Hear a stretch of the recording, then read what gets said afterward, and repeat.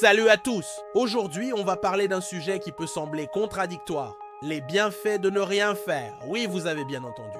Dans notre société où la productivité est reine, prendre le temps de ne rien faire est souvent mal vu. Pourtant, c'est essentiel pour notre bien-être mental et physique. Imaginez votre cerveau comme un ordinateur qui tourne sans arrêt. Comme lui, il a besoin de temps de pause pour se réinitialiser. Les scientifiques appellent ça le mode par défaut.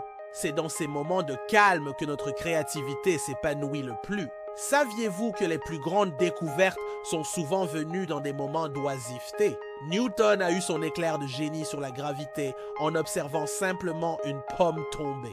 Einstein aimait faire des siestes l'après-midi pour stimuler sa réflexion. Le dolce far niente, comme disent les Italiens, permet aussi de réduire notre niveau de stress.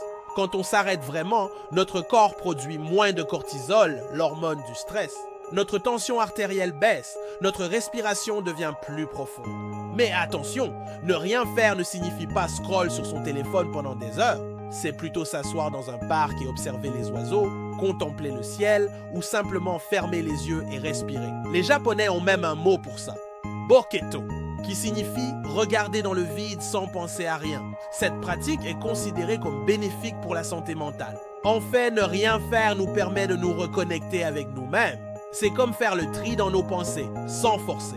Notre cerveau continue de travailler, mais différemment, plus sereinement. Alors je vous propose un défi. Aujourd'hui, prenez 10 minutes pour ne strictement rien faire. Pas de musique, pas de téléphone, juste vous et vos pensées. Vous verrez, c'est plus difficile qu'il n'y paraît, mais tellement enrichissant. Si vous avez aimé cette vidéo et que vous voulez d'autres conseils pour mieux vivre au quotidien, n'oubliez pas de vous abonner à la chaîne et de laisser un petit pouce bleu.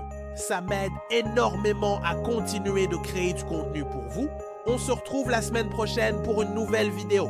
D'ici là, prenez soin de vous et n'oubliez pas, parfois le meilleur des remèdes, c'est de ne rien faire du tout.